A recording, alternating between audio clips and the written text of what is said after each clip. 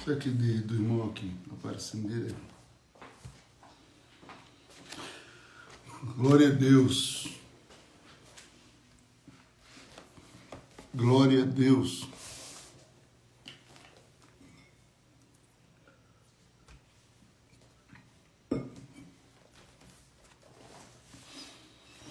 Pai do Senhor querido, sejam bem-vindos. Estamos aqui para começar a nossa grande live sobre escatologia dispensacionalista, bênção de Deus. Pastor Elias já está nos aguardando aqui, chamá-lo. Daqui a pouco estaremos chamando o pastor Elias Soares, uma referência de escatologia, na área da escatologia no Brasil, uma bênção de Deus. Sejam bem-vindos. Quero pedir a vocês que já comecem a compartilhar. A live hoje vai ser bem interativa, vai ser algo extraordinário, diferenciado, viu? Diferenciado. A nossa live hoje será diferenciada. Vai ser algo do céu. Pastor Elias disse que queria ter aí 1 hora só para responder as perguntas de vocês. Então, se preparem porque hoje promete. Estaremos falando sobre a imortalidade da alma, o estado intermediário. Estaremos aqui falando sobre a grande tribulação, a visão pós, a visão pré-tribulacionista, que são as duas visões que mais se destacam nesta área. Existem outras visões também, outras linhas de interpretação, ou de interpretações acerca da grande tribulação. Então nós vamos ver acerca do arrebatamento da igreja, se é antes, se é depois, se é meso ou mid tribulacionista. Então, estejam prontos, compartilhem a live, vá compartilhando. Eu quero ver hoje aqui vocês compartilhar essa live para a gente atingir o maior número possível. O irmão Cleber está perguntando se eu trouxe o livro Obreiros, né, Demitidos. Não, hoje não. Hoje eu quero divulgar para vocês algumas obras do pastor Elias Soares. Vocês vão amar essas obras que eu quero divulgar a vocês. Olha aqui, ó.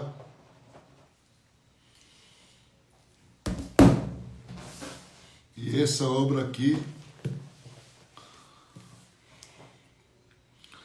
Se prepare, viu? Hoje é bênção do céu.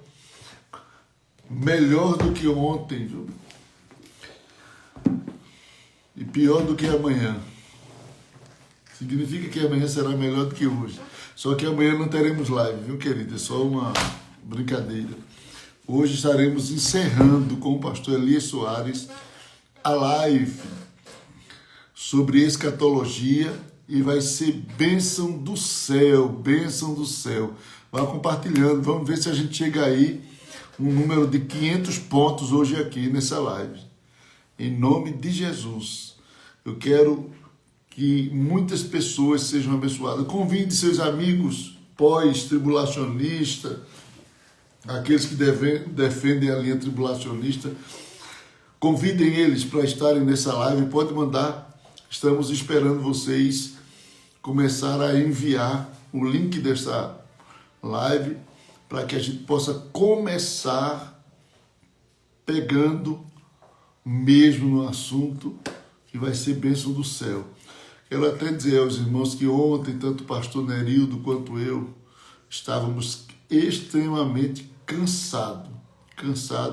Terminamos o culto lá com o pastor Hernandes Dias Lopes, o pastor Hélio lá na sede, e por esta razão já cheguei aqui nas correrias.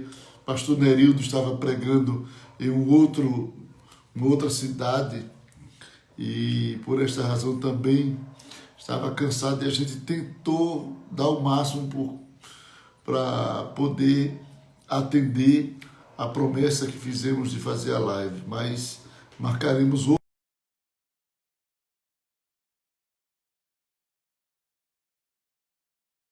do céu. Amém? Então vamos lá. Glória a Deus, aleluia. Glória a Deus, aleluia. Vamos chamar o pastor Elias Soares para começarmos a nossa live falando um pouco sobre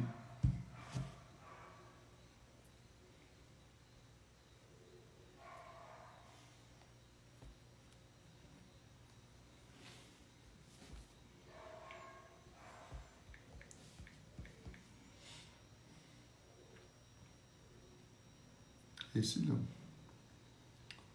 Elias Soares.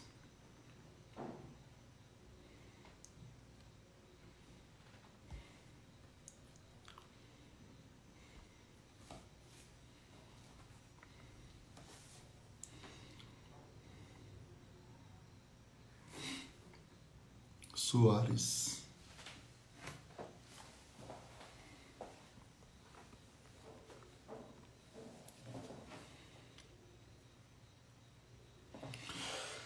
Deixa eu só pegar aqui a referência.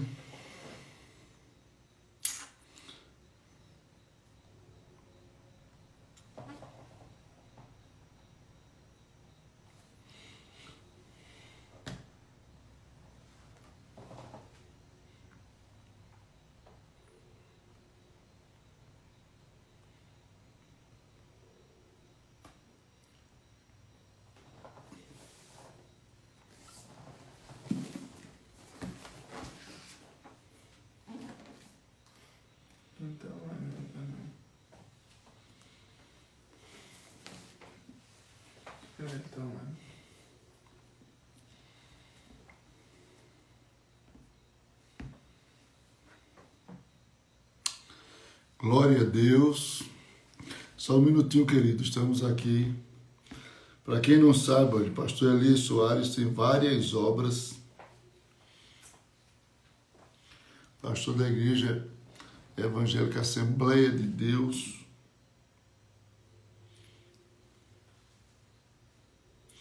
Ministério Ipiranga.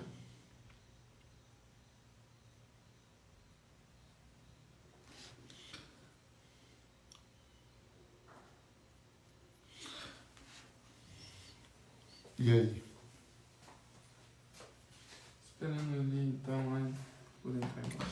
Aí tá chegando a irmã Pamela, irmã Cláudia, irmão Jorge. Pode ir compartilhando. Eu estou dando tempo para vocês compartilharem a live, porque daqui a pouco a gente vai entrar com o pastor Elias Soares aqui. Irmão Natanael, Jorginho, Bruno, Ismael, glória a Deus. Irmão Maciel, pastor Elias Soares aqui, já está por aqui.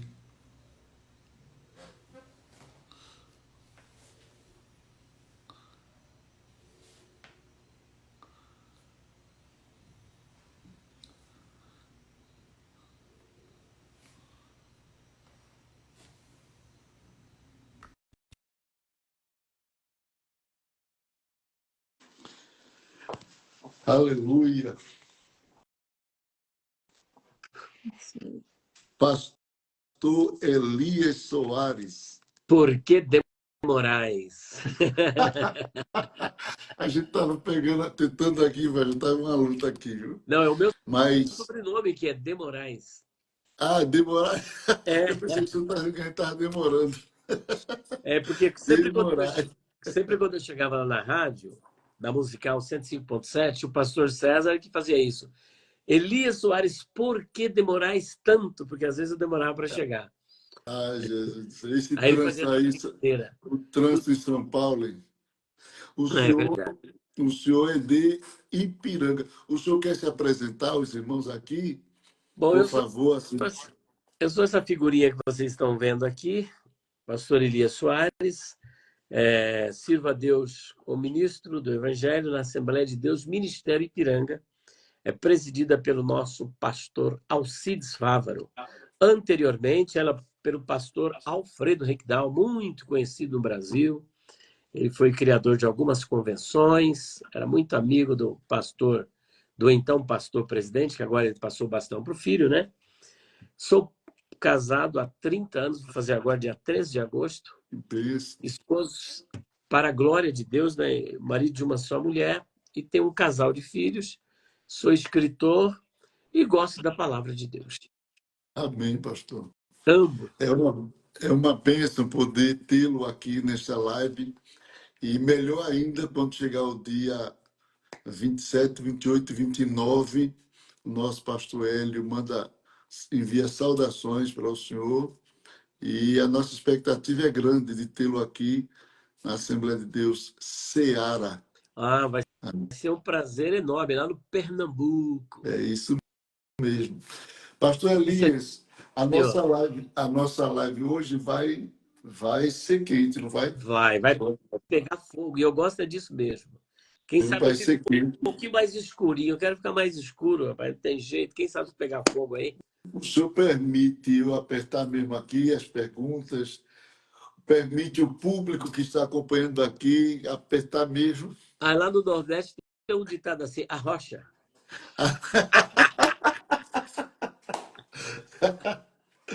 Amém, pastor. Eu estou pedindo aqui para os irmãos já irem compartilhando, né? Já temos aí 149, 152 agora. 155 agora. Eu quero chegar aos 500 pontos rapidinho. Quero que os irmãos compartilhem. Chame os nossos irmãos pós-tribulacionistas, né, pastor? Maravilha, justamente. Que você Eu cheguei até a mandar uma mensagem para o senhor, eu estou transmitindo aqui pelo YouTube, que o pessoal gosta muito, e pelo TikTok. Então vai ficar Instagram, TikTok e YouTube. que bênção! É. Muito bom.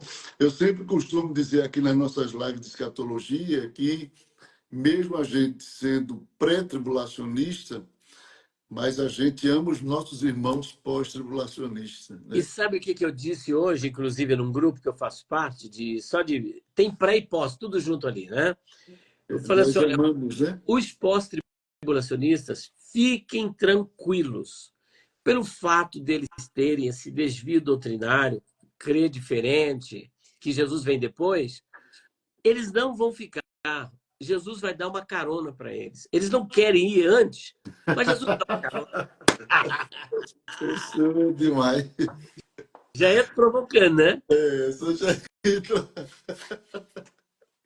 Olha, hoje eu vou ler as perguntas de todos os pós-tribulacionistas dentro do horário. O senhor disse a mim, pastor Elmi, eu quero 1 hora só para as perguntas, não foi isso? Foi. Então, vamos iniciar. Eu quero já iniciar pegado, como a gente diz aqui. A palavra apólime no original, porque os que falam sobre a mortalidade da alma usam essa palavra dizendo que ela aponta, né, para a alma como algo que vai perecer, que vai ser destruída, principalmente aqueles postulados, né, que aniquilacionista. Fale um pouco sobre essa palavra para a gente, pastor. Bom, eu creio que eles estejam se referindo à passagem de Mateus capítulo 10, versículo 28. Lá diz o seguinte, e não temais os que matam o corpo. O verbo grego que aparece ali é apotinesco. Mas não podem matar, apotinesco, a alma. Temei antes aquele que pode fazer perecer no inferno tanto o corpo ou a alma quanto o corpo. Bom, a primeira mensagem que Jesus transmite através desse texto é que a alma sobrevive à morte do corpo. Apesar do corpo morrer, por ocasião da morte, a alma ela segue viva, ou seja, alguém pode te alvejar e matar o seu corpo, só que a alma ela segue imortal. Aí o que ocorre? Quando você fala isso, ele fala, olha, o senhor está se atendo apenas à primeira parte do versículo, porque na segunda diz, temei antes aquele que pode fazer perecer na guiena, tanto a alma quanto o corpo. A palavra grega para perecer, nesse texto, é apólime. Mas o verbo apólime, ele possui um campo semântico muito amplo. Ele tem vários significados. Pode significar perecer, matar, morrer, pode significar estragar, como um odre de vinho que se estraga. Então, veja bem, neste caso ali é perecer. Perecer, alguém pode perecer, mas não ser aniquilado, porque os aniquilacionistas usam esse texto e esse verbo para dizer que a alma será aniquilada na guiena. Aniquilada, ou seja, deixará de existir. Agora, geralmente, quem é mortalista, ou aniquilacionista, ou psicopanirrita, ou tnetopsirrita, que são termos técnicos do ponto de vista acadêmico para se referir à morte da alma, eles não acreditam que exista um estado intermediário, ou seja, o lapso temporal entre a morte e a ressurreição, entre o momento que morremos e ressuscitamos. Eles acreditam... Oi? Só um minutinho. Se eles não acreditam que exista um estado intermediário, então que ginástica eles fazem naquele texto quando a Bíblia diz que Satanás será lançado no lago de fogo, aonde estão a besta e o falso profeta? Se a morte é perecível, naquele texto já se passaram 1000 anos, o contexto, né, escatológico, é de 1000 anos depois que Satanás será lançado, e a Bíblia diz que ele ainda estão lá. Se não existe esse lugar, então, que ginástica ele faria num texto como esse? É complexo. Como que eu diz assim, é uma criptonita para eles, né? Porque eles têm que se virar com esse texto. Mas voltando à questão do apólime, portanto, eles não acreditam no estado intermediário. Só que aí nós temos um pequeno problema, que inclusive eu tive debate com uma testemunha de Jeová e eu fiz essa pergunta para ela, o que acabou ensejando um outro debate, visto que na hora ele não teve como me responder. E a questão que eu levantei foi a seguinte: bom, se o corpo e a alma são aniquilados por ocasião da morte do corpo, não são aniquilados por ocasião da morte do corpo, eu perguntei, quando é que Deus vai aniquilar? Porque essa primeira parte do texto diz que a alma não é aniquilada. Morre o corpo, mas a alma continua viva. Aí eles afirmam, não, mas Deus irá aniquilar essa alma, fazer perecer na guiena. Bom, se ele vai fazer perecer na guiena, eu fiz a seguinte pergunta, que eu gosto muito da maiêutica socrática, a crítica interrogativa, o método da pergunta. Então, eu respondi uma questão com outra questão. Eu falei, se é assim, responda-me o seguinte, a guiena já está em atividade? Já existe um lago de fogo? Ele já está em atividade? Ele disse, não, isso é para depois do milênio. Bom, se é para depois do milênio, então espera um pouquinho. Por ocasião da morte do corpo, a alma não morre, mas ela só será aniquilada depois do milênio. Então, se é só depois do milênio, entre a morte e depois do milênio, onde fica essa alma, uma vez que ela não foi aniquilada, visto que você está afirmando que ela só será aniquilada depois do milênio? Acabou o homem. Atirou no pé. Acabou. Porque, no mínimo, ele vai ter que acreditar que existe um estado intermediário. Sim. Agora, o que ocorre? Eles vão usar a seguinte argumentação. Pelo menos um testemunho de Jeová usou comigo. Esse verbo que aparece aí, o apólime, ele tem um aspecto bem interessante. Ele está no infinitivo aoristo ativo. O verbo do infinitivo aoristo ativo. A ideia que tem é de que algo será totalmente acabado. Vai acabar completamente. Então, ele deixa de existir. Só que aí nós temos algum problema. Não dá para você fazer teologia apenas com base numa palavra grega. Porque esse mesmo verbo no infinitivo aoristo ativo, ele vai aparecer também ali em Colossenses capítulo 1, versículo 19, onde diz que sobre Jesus, nele habita corporalmente toda a plenitude da divindade. O verbo ali é katoikeo. Habita corporalmente toda a plenitude da divindade. Ora, então se a ideia de aniquilação, deixar, então Jesus ele tem um limite para a divindade dele. A divindade dele não é para sempre. Outra aplicação desse verbo, com esse mesmo aspecto, está em Mateus capítulo 2, versículo 13. Porque eles afirmam também que o homem não pode matar a alma do homem, aniquilar o homem. Mas Deus pode. Só que a gente tem uma mensagem contrária. Olha só o que diz aqui em Mateus, capítulo 2, versículo de número 13. Olha que interessante, é muito interessante isso. Quer ler, pastor? Pode ler. 2 e 13 de Mateus. Depois, eu estou com a NAA. Depois que os magos foram embora, um anjo do Senhor apareceu em sonho a José e disse: é esse aqui? Isso.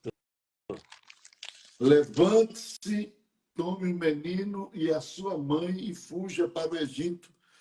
Ou fique por lá até que eu avise você, porque Herodes há de procurar o menino para matá-lo.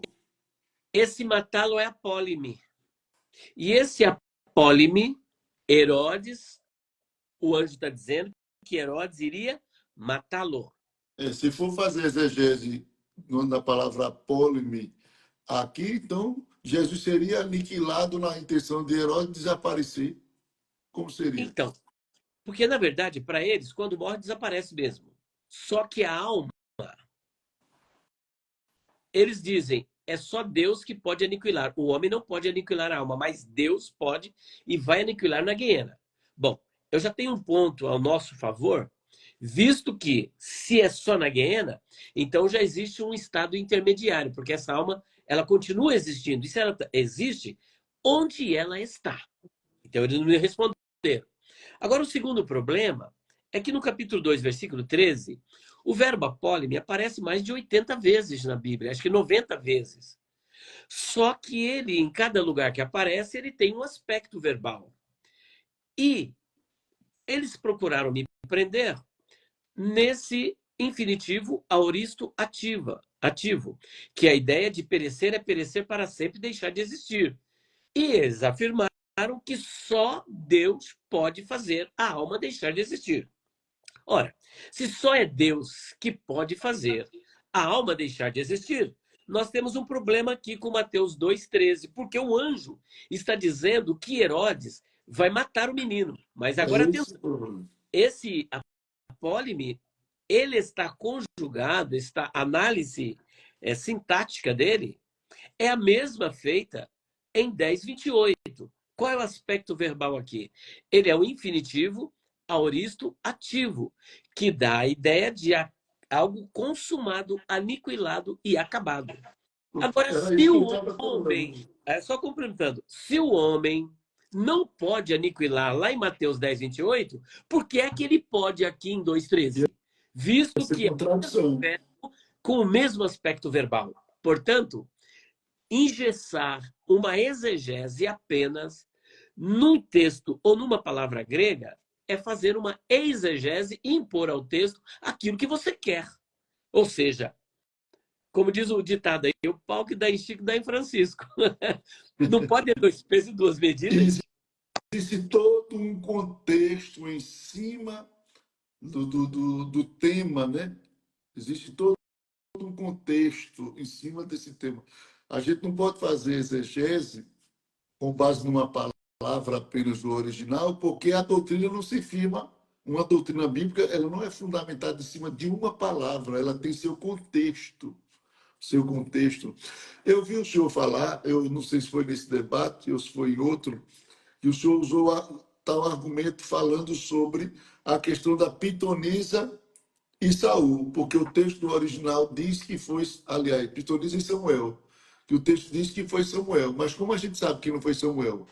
Por causa do contexto Ontológico bíblico. E além do contexto, a hermenêutica ela possui algumas regras.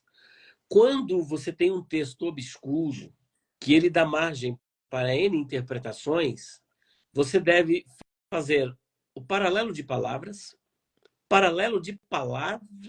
de passagens, e o mais importante neste caso é paralelo de ensinos gerais das Escrituras.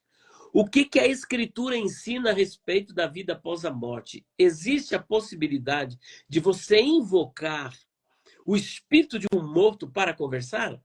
É condenado pela palavra de Deus e isso não é possível.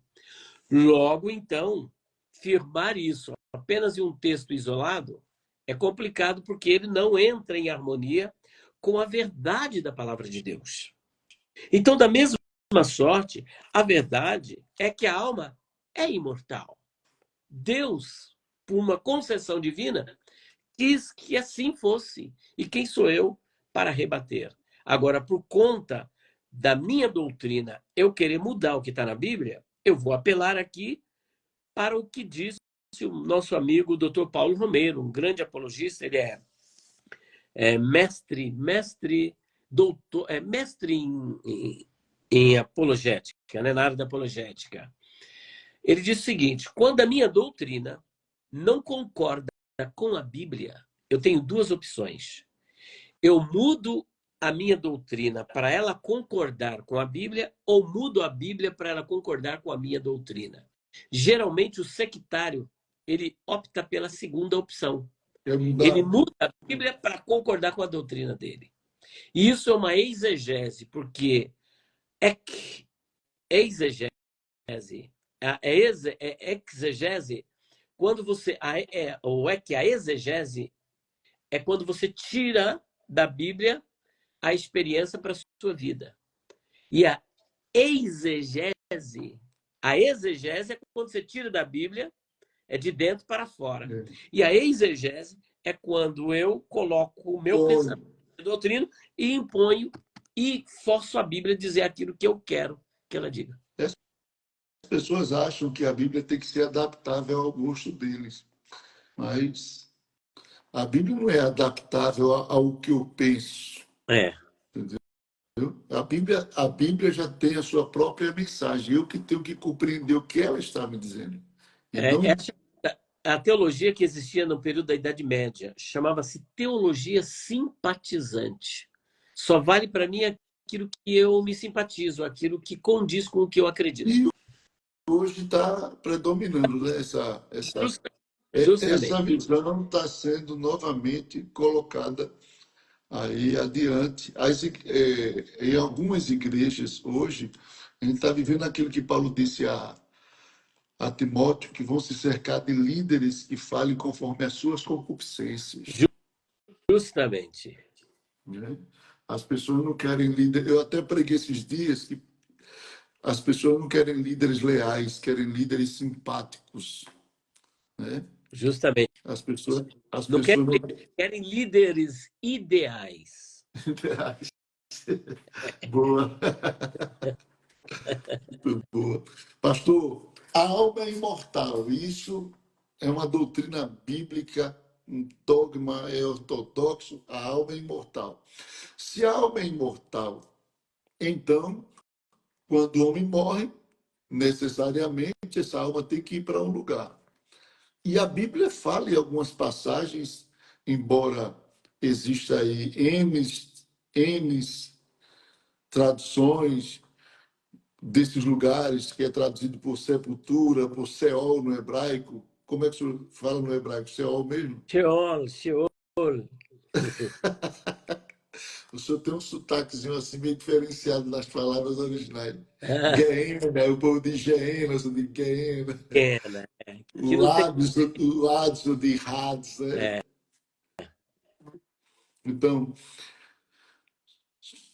o Seol, que no grego é o Hades, né? Então, fale um pouco sobre essas palavras originais aí, falando do lugar intermediário, até porque eu falei até com o pastor Nerio da Cioli, que tá em alta aí as pessoas turistando no inferno, viajando e vendo coisas no inferno. Isso aconteceu há muito tempo atrás, mas parece que agora as pessoas querem trazer. Existe, biblicamente falando, reuniões de Satanás e os demônios no inferno.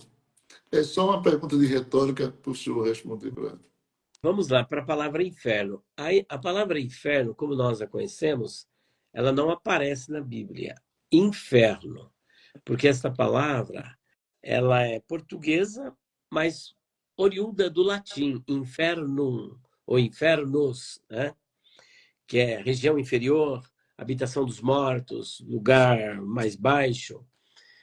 Agora, nós temos aquilo que corresponde no grego e no hebraico à palavra inferno. Por exemplo, no hebraico você tem a palavra Sheol. No grego você tem Hades. Só que existem na Bíblia várias palavras para inferno. Se você fala do Tártaro, é inferno. O abismo é inferno. Lago de fogo é inferno. Sepultura é inferno. O Sheol ou Hades também é inferno. Agora, como, diante de tantas palavras, né, desta polissemia, saber o significado e a localização de cada um, ou o que significa cada uma? Por exemplo, quando falamos de Sheol ou Hades, pode ser uma sepultura, dependendo do contexto, uma sepultura, mas na maioria das vezes, significa a região dos mortos, o insondável, o lugar para onde vão os mortos, no sentido, depois da morte, para onde vai a alma? Vai para o lugar de tormento. Isso falando a respeito dos ímpios. Então, vai. Ou Hades ou Sheol é a mesma coisa. Tá? Então, é o destino dos ímpios. A gente vai ver isso na passagem do rico e Lázaro, no capítulo 16 de Lucas, versículo 22 e 23. 22 e 23. O ímpio, então, ele vai para o Hades ou Sheol. E no caso do justo, o justo é aquilo que Jesus disse em Lucas 23, 42, 43. Senhor, lembra-te de mim quando vieres ou quando entrares no teu reino. A resposta de Jesus foi: hoje estarás comigo no paraíso. E o que sabemos do paraíso é o que Paulo disse em 2 Coríntios, capítulo 12, 1 a 3. O paraíso, 1 a 4. O paraíso fica no terceiro céu. Muito bem. Agora, outro inferno. O Tártaro. Tártaro é o inferno, mas o Tártaro não é lugar para onde vão a alma dos seres humanos. Não vão espíritos desencarnados. O Tártaro é um rapax legômeno, ou seja, é uma palavra que aparece uma única vez em todo o texto do Novo Testamento. E esta palavra, ela foi tirada de empréstimo, foi aurida da literatura grega clássica, usada na mitologia como a prisão dos titãs, dos semideuses. Visto que ali foi lugar para onde Deus mandou para punir os anjos, numa prisão para ficarem ali presos, e anjos são espíritos sobrenatural, então o Espírito Santo levou Pedro a tomar essa palavra de empréstimo para falar desta prisão de anjos. Só que ali, eles só saem dali para o juízo final. Eles estão lá desde a queda que aconteceu com Satanás e só irão sair depois do juízo final. Ou melhor, para o juízo, até o dia do juízo. Então, Satanás não está ali, seres humanos não estão ali. Assim como também no Hades e no Sheol, não existe demônio e não existe Satanás. Portanto, Estamos no espírito dos mortos ímpios. Os ímpios. Então, não tem demônios lá atormentando, cutucando, como naqueles filmes que aparecem os demônios com chifre, com tridente, espetando as pessoas. E eles, sai daqui, isso aí não existe. É mito, né? É mito. Tá entendendo? Agora, outro inferno que existe é o Abissos, que aparece em Apocalipse, mas aparece também no Evangelho segundo Marcos, quando o Senhor Jesus repreende aqueles espíritos do endemoniado, que são quase 2.000, né? 2.000 espíritos, demônios. Eles dizem, não nos nos lance para o abismo. Eles tinham medo de ir para o abismo. Nos lance lá no meio dos porcos. Mas aparece também em Apocalipse capítulo 9, versículo 1 em diante, onde espíritos são em forma de gafanhotos, mas são demônios que estão ali da E estes sairão durante a grande a tribulação. grande tribulação. Durante a grande tribulação, eles sairão para atormentar as pessoas. E por último, eu me refiro a Guiena, que é o lago de fogo. No lago de fogo não tem ninguém, nem Satanás, nem espíritos anjos caídos e nem espíritos desencarnados. Ali foi preparado para o diabo e seus anjos. Mas quem irá estrear a Guiena? Quem irá estrear a Guiena são dois personagens, a besta e o falso profeta. 1000 anos depois, Satanás será lançado ali, e todos aqueles que adoram Satanás, receberam a marca da besta, adoraram a sua imagem, receberam a sua marca, também irão para lá. E aí acabou. Mas reunião, diabo fazendo reunião lá, opa, teve uma reunião, Jesus me revelou, ele me levou lá no inferno. Gente, por que Jesus não leva essa pessoa no céu? Só no inferno. Só mito e fanatismo, né? Isso é só mito e fanatismo. É. Pastor, veja bem, essa questão de que Jesus levou cativo o cativeiro, o que é que o senhor entende desse texto de Efésios 4? Existe a interpretação de que os justos, na antiga aliança, ou no Antigo Testamento, eles desciam também para o Hades, ou o Seol, e com a morte de Cristo ele levou o cativeiro. Existe polêmica em cima disso aí. Eu vou devolver a gentileza. O que o senhor acha? Um professor respeitado da teologia. Pode, eu vou deixar para o senhor. É polêmica. E a minha polêmica. Eu não tenho opinião própria acerca disso Não, daí, eu também não tenho. entendeu? Eu já li muito obras do pastor Antônio Gilberto, dos nossos pais, né, da Assembleia de Deus, com muito respeito.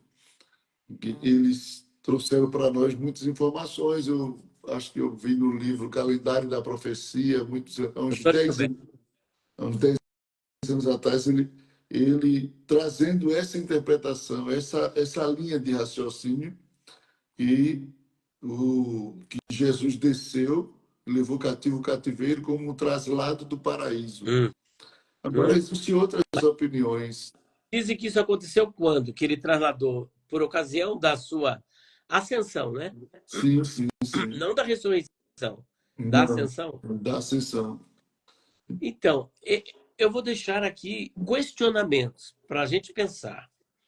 Se esse povo subiu com Jesus na ascensão, por que ali em Atos dos Apóstolos os discípulos só viram Jesus subindo?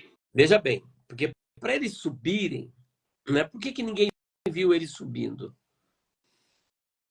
Como que foi só o espírito deles, a alma? Aí justificaria de não ter visto.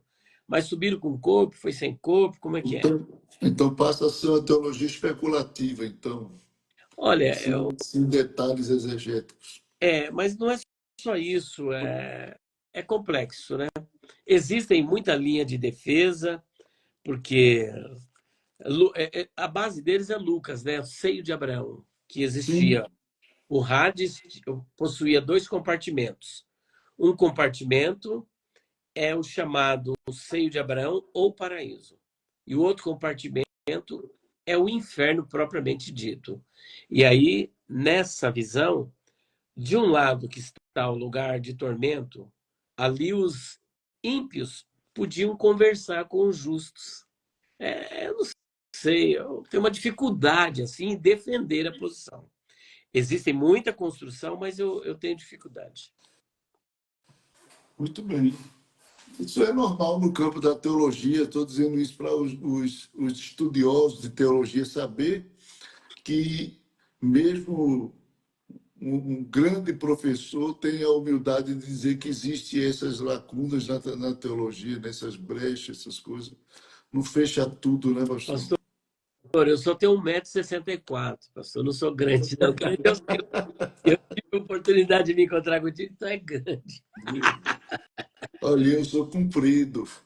Eu falo assim em hebraico, Anitalmid Hakatan. Meu Anitalmid Deus, Hakatan, eu sou um pequeno discípulo. meu Deus do céu. Aí, ó, Mas Hagadol. aqui nós temos muitos irmãos que estudam teologia, que estão nos acompanhando aqui agora, professores em teologia, e eu faço essas perguntas para que eles entendam, porque existe, de certa forma, para aqueles que estão iniciando no estudo de teologia, uma tentação, uma vaidade de querer saber tudo e acha que vai ter resposta para tudo. E a coisa mais linda de um professor é ele conhecer o limite, É, que nem sempre a gente atinge, pastor, aquelas tem resposta para tudo, né? não temos resposta para tudo, não. Hoje eu tive uma aula com o senhor, hoje à tarde, viu? Uns garranchos que eu carregava de teologia, hoje foi, Deus me usou poderosamente, foi uma bênção. Amém, glória a Agora, Deus. fale um pouco para nós acerca do estado, a alma é imortal, existe um estado intermediário, ainda que não exista tanto detalhe sobre esse estado, mas ele é real, a Bíblia comprova isso. O senhor crê assim também? Creio o estado intermediário, porque veja bem, entre a morte e a ressurreição, existe um estado intermediário. Tanto é verdade que quando nós lemos Lucas 16, 19 a 31, o rico morreu e foi sepultado. E lá no Hades, ó, o que é que foi sepultado? O corpo. E foi Sim. sepultado aonde? Na terra. Mas lá no Hades, estando em tormentos, o que é o Hades? É o lugar para onde vai a alma dos mortos. E ele estava consciente. Consciente. Então não é uma alma. Não existe o ronco das almas. Ainda mais, pastor. Agora, se tratando do justo. Enquanto ele estava lá no Hades, Lázaro estava no seio de Abraão. E Lázaro também morreu e foi levado pelos anjos. Se eu disser que ele foi ressuscitado e levado com o corpo glorificado, eu crio uma contradição insuperável do ponto de vista bíblico-teológico. Porque o apóstolo Paulo, em 1 Coríntios, capítulo 15, 20 e 23, e Lucas, em Atos dos Apóstolos, capítulo 26, 23, e João Evangelista, em Apocalipse, capítulo 1, versículo 5, todos eles, com palavras gregas diferentes, afirmam que Jesus foi o primeiro a ressuscitar para nunca mais morrer. O único, até hoje, que ressuscitou com um corpo glorificado. Além dele, existem mais duas pessoas com corpos glorificados lá no céu. Enoque e Enoque. Elias e Enoque. Então, mas se ele ressuscitou alguém antes dele, então Paulo criou um problema. Logo, essas pessoas, Lázaro não pode ter ido com o corpo glorificado, é a sua alma que subiu. Só que, além disso, Apocalipse capítulo 6, 9 a 11, Apocalipse 7, 9 a 17, e Apocalipse 20, versículo 4, e 2 de Pedro, capítulo 2, versículo 9, mostra de uma forma clara, óbvia e ululante, é abissal, a visão claríssima de que existe vida após a morte, antes da ressurreição. Esses textos corroboram para esta verdade irrefragável, incontestável e insofismável. Sim.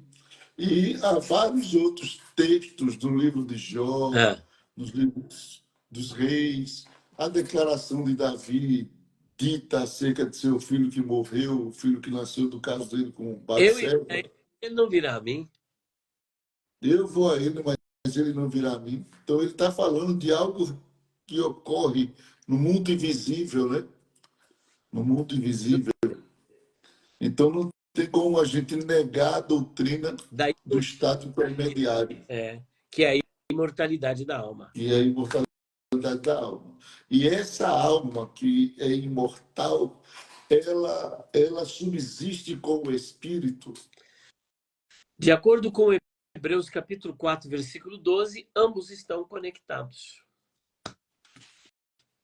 Eu acho que eu li num livro, não sei se foi pastor Severino Pedro, Antropologia, e ele fala que uma das razões da imortalidade da alma é que ela está atrelada ao Espírito. Justamente. É o que o escritor aos Hebreus, que a gente não sabe quem é, né? Um diz que é Paulo, diz que é Apolo, diz que é Priscila. O fato é, quem escreveu foi inspirado pelo Espírito Santo e está ali para o nosso ensino. Que diz o seguinte, que a palavra de Deus é poderosa para dividir alma e espírito, penetra até alma e espírito, e juntas e medulas. Então é só ela que pode penetrar, e nada mais. Daí a gente também já tem a doutrina da dicotomia e tricotomia, né? E o monismo, né? Porque existe o monismo e o holismo, que são termos intercambiáveis para se referir a uma mesma visão espiritual. O monismo ou holismo são defendidos pelos mortalistas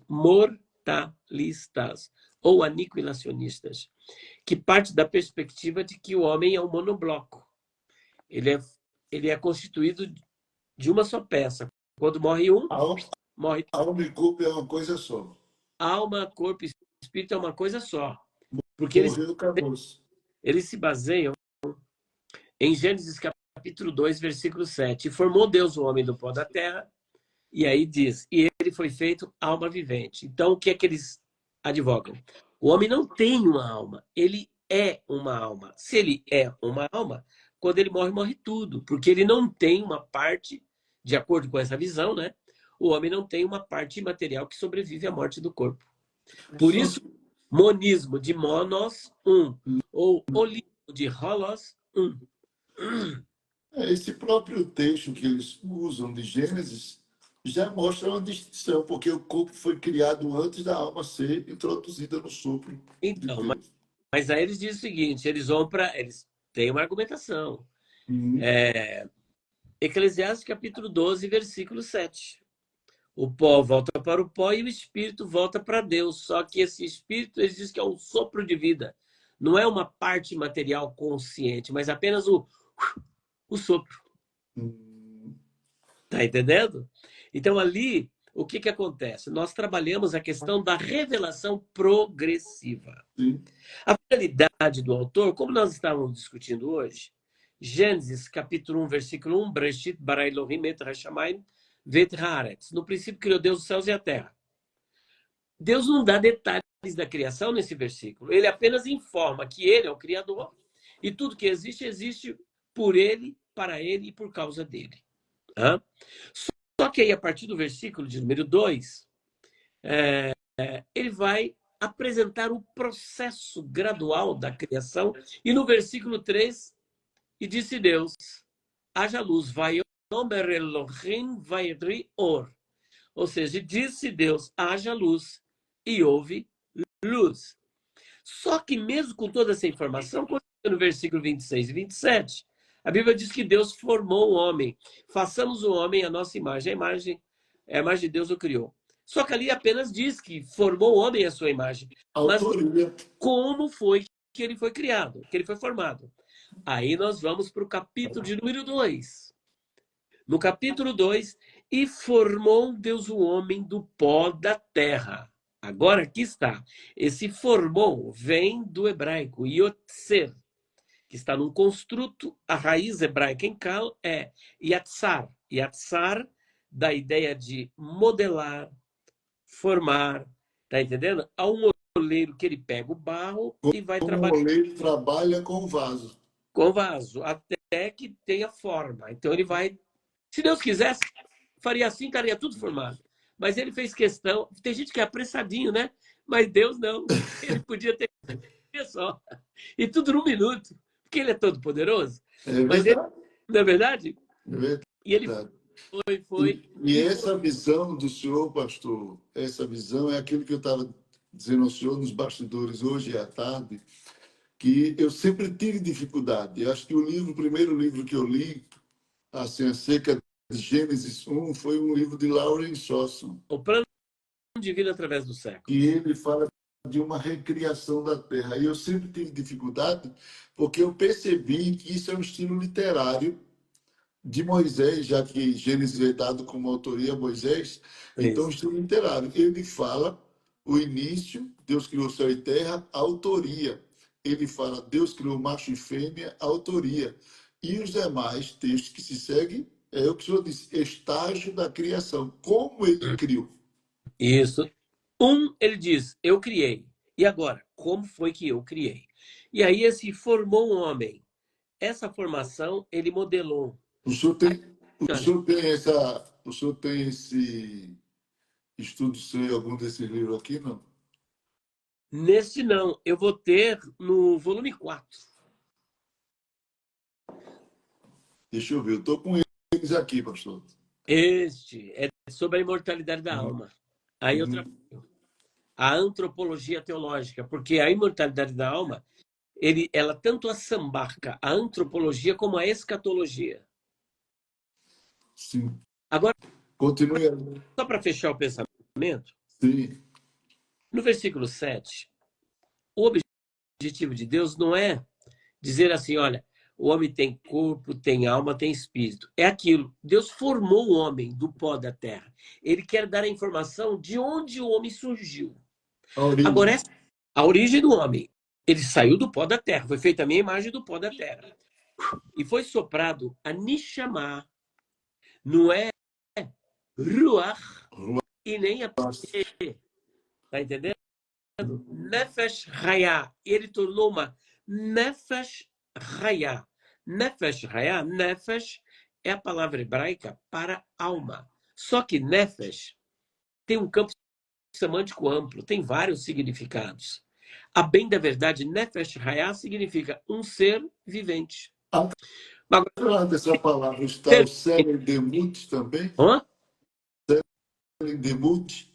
A Tselen Demut é o capítulo 1, versículo 26 e 27, que seria imagem e semelhança. Imagem e semelhança, pode ser que eu esteja errado, mas eu vejo como termos intercambiáveis para se referir à parte moral, é o aspecto moral, a volição, Intelectual também.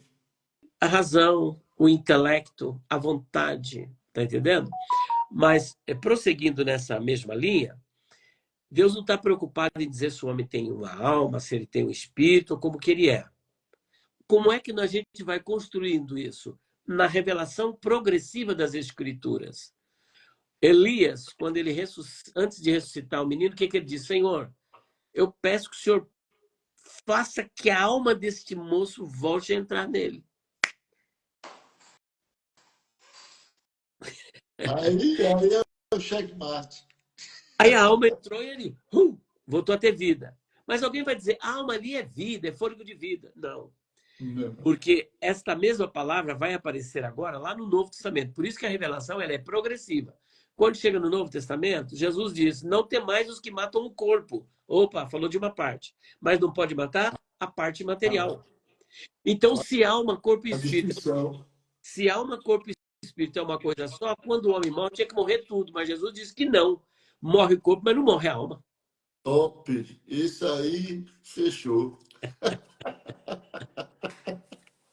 Aí o Lázaro, ou melhor, o rico, foi sepultado. E lá no Hades ele está clamando. Opa, peraí, não acabou tudo? Ele não morreu? Por que está lá clamando lá no Hades? Quem é que está clamando lá?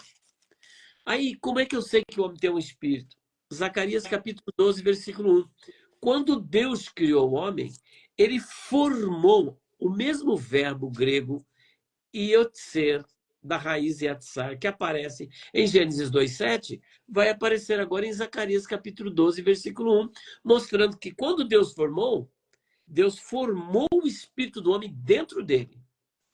Fale um pouco, já que o senhor chegou nesse ponto, sobre a visão criacionista, que não tem nada a ver com o criacionismo que a gente estava falando, e a visão traducionista. Existem 3 visões, aí nós estamos trabalhando a questão da origem da alma. Existem 3 visões na academia. A primeira é chamada de pré-existencialismo. O pré-existencialismo, ele parte da perspectiva de que a sua alma já existia, ou seu espírito, antes de você existir. Por isso, o pré-existencialismo. Quem crê assim? Os espíritas. Sim. Na filosofia platônica, ele dava até um status divino para a alma, tá entendendo? O pré-existencialismo. Porque na teologia espírita e também no hinduísmo, nessas religiões orientais. Eu escrevi um livro sobre espiritismo. Isso. Deus, antes de criar o corpo, ele criou todos os espíritos ignorantes para eles se desenvolverem. Por isso que existe. Para eles não existe demônio. Existem espíritos atrasados. Quando a gente fala de anjo, para ele não existe anjo. Existe espírito evoluído. E nessa cadeia de evolução, para eles, Jesus é o espírito mais evoluído. Jesus não é Deus. Ele é o espírito mais evoluído. Só que isso aí não tem respaldo nas escrituras sagradas. Tá? Segunda visão, a criacionista. A criacionista não na perspectiva da criação do universo e do homem, mas a criacionista na perspectiva da origem da alma. Acredita que Deus cria uma alma nova e coloca em cada indivíduo quando ele nasce. O questionamento que levantamos é que isso depõe contra a universalidade da alma e faz com que Adão seja pecador sozinho. E aquele texto de Romanos, capítulo 5, versículo 12, por um homem entrou o pecado no mundo, e pelo pecado veio a morte passou a todos os homens, e é por isso que todos pecaram, deixa de ser. Porque na visão criacionista, o pecado de Adão só afetou ele mesmo. Nós não pecamos porque somos pecadores para eles. Nós somos pecadores porque pecamos. Ou seja, o homem não é pecador na origem, é pecador porque aprende a pecar. Então, nós não pecamos em Adão. Isso depõe contra a universalidade do pecado, depõe contra aquilo que Paulo diz em Atos dos Apóstolos, capítulo 17, versículos 26, que de um só Deus fez todas as raças para habitar o planeta, que aí nós vamos trabalhar a questão do monogenismo e do poligenismo, que o espírita vai caminhar pelo poligenismo, que Deus não criou apenas Adão, mas outras pessoas além de Adão. Portanto, a culpa de Adão não é lançada sobre nós. A queda de Adão foi só dele, não nossa. Então, existem outros argumentos, mas só para não estender demais. E todos esses argumentos que eu estou apresentando são as razões pelas quais eu não abraço o criacionismo. Agora, e o traducionismo? O traducionismo parte do princípio de que Deus, quando criou Adão, ele deu esse poder para que, a partir dele, outros fossem criados. Então, nós somos aquilo que Adão foi depois do pecado. Uma natureza decaída, pecadores na origem, nascemos pecadores. Gênesis 5, né? Ele gerou homem segundo a sua semelhança. A sua semelhança. Ele foi criado à imagem e semelhança de Deus. Como nós também somos criados à imagem e semelhança de Deus. Mas nós não temos aquela imagem e semelhança de Deus de Adão lá no início. Nós temos a imagem e semelhança de Deus, só que desfigurada por causa do pecado de Adão. Então no caso, a autoridade de Adão é uma autoridade delegada. Delegada. Então, a alma, Adão, quando ele reproduz um ser completo, com corpo, alma e espírito. Ah, mas ele tem esse poder? Não. Assim como nós não temos poder de dar vista ao cego, de ressuscitar o morto. Ressuscitamos pelo quê? Pelo poder de Deus. Você dá vista ao cego pelo seu poder? Não, pelo poder de Deus. E da mesma sorte, foi um poder outorgado e nós temos o mandato da criação, que está em Gênesis capítulo 1, versículo 28. Frutificai-vos, multiplicai-vos e enchei a terra. Apenas 2 vezes Deus deu essa ordem para o ser humano. Em Gênesis 1, 28 e em Gênesis 9, versículo 6. E nunca mais. Hoje, na nossa conversa, eu descobri 2 coisas sobre mim. Eu descobri que eu era traducionista com algumas correntezinhas criacionistas. Eita! Mas graças a Deus que eu consegui alinhar hoje, viu? Amém. Muito obrigado. É isso. Bem, já visto aí que a alma é imortal, que existe o estado intermediário, que a alma ela não é criada para cada menino que nasce, Deus não cria uma alma específica, individual. Deus já deu essa delegação ao homem para reproduzir a sua espécie completa. Não é isso que o senhor falou? Isso. Tem alguém perguntando qual é o tema. O tema é por que não sou pós-celebracionista. Mas começamos aqui pela imortalidade da alma, que é a base. Por favor, repita novamente. Estou dizendo, segundo o argumento, Deus deu ao homem a autoridade para reproduzir a sua espécie de forma completa. Isso. O homem não fabrica o corpo e Deus vai lá e constrói um espírito dentro de cada bebê. Porque se ele fizesse isso, o que acontece? A Bíblia diz lá em Tiago, capítulo 1, versículo 17, que toda boa dádiva e todo dom perfeito vem do alto, descendo do Pai das luzes, em quem não há mudança nem sombra de variação. Deus é perfeito, ele é moralmente santo, moralmente puro, justo. Se ele criou algo, esse algo tem que ser santo e puro. Então, se ele criou uma alma, um espírito, e colocou dentro do homem novo, essa alma não pode estar contaminada pelo pecado, tem que ser pura. Logo, essa pessoa que é criada, ela não é pecadora. Ela é criada santa. Detalhe, pastor. Problema. O texto de Zacarias não se trata de uma criação individual ali. Ali trata-se da origem da... Na origem, Adão. Ele foi a forma. O senhor quer explicar um pouco melhor sobre esse texto aí nos originais? Qual? Esse sobre Deus cria o espírito dentro do homem. Pois. Porque algumas pessoas pensam que Deus cria em cada ser humano, bebê, um espírito. Então, veja bem, o senhor pode ler no seu texto, capítulo 12, versículo 1, por favor?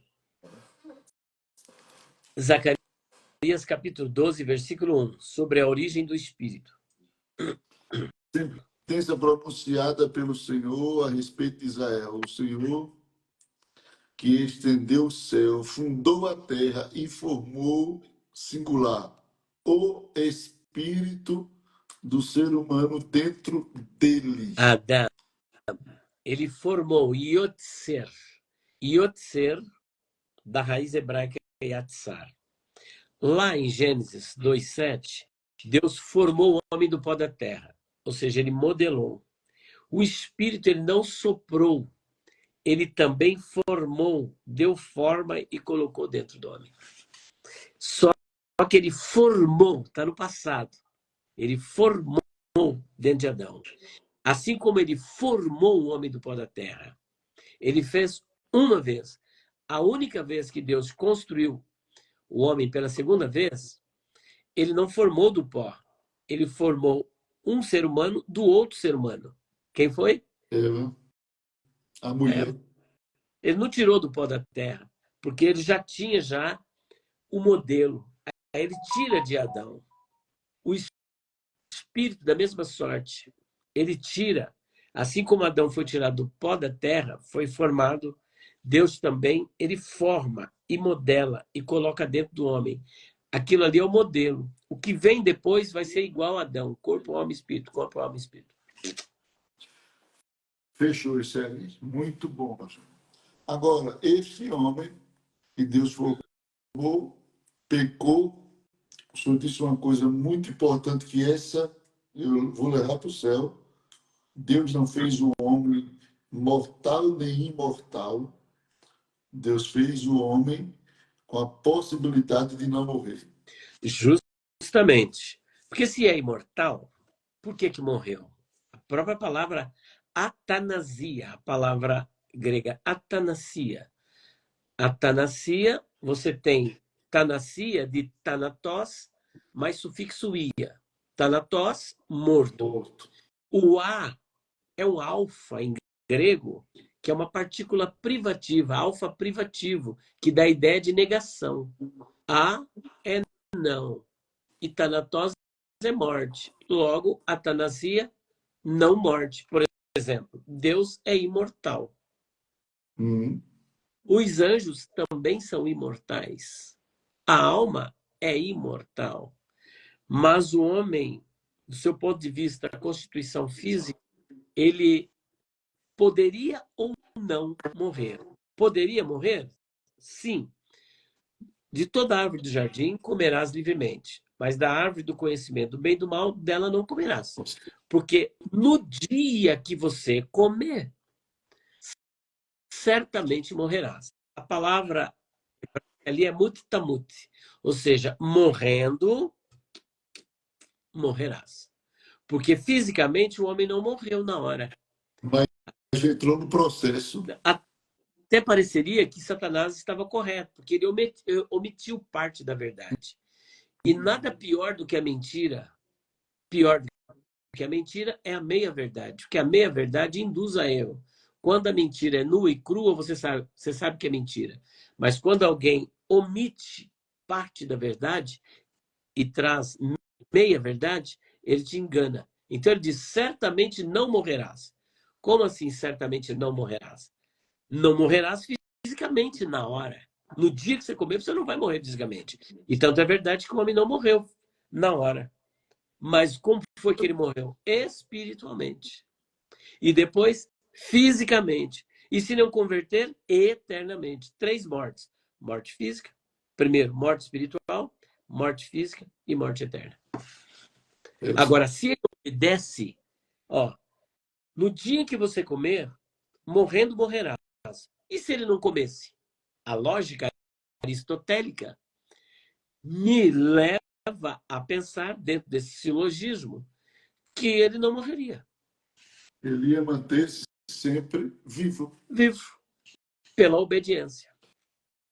Eu costumo dizer que as heresias elas estão fundamentadas nesses três pilares contra a verdade, que é a diminuição ou edição da verdade, acréscimo ou substituição da verdade. Ou omissão, né? Justamente. Né?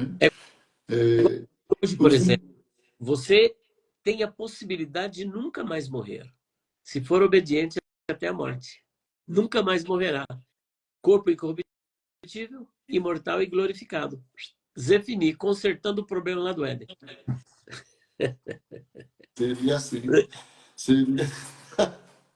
Mas, agora, Por um Adão, o homem perdeu essa possibilidade, mas em Cristo, ele alcança essa possibilidade. por que a gente introduziu este assunto a partir da imortalidade da alma? Porque não tem como falar sobre ressurreição sem entender a imortalidade, estado intermediário, já que a ressurreição está atrelada à doutrina do arrebatamento, Ao corpo, especificamente. Não é justamente. isso?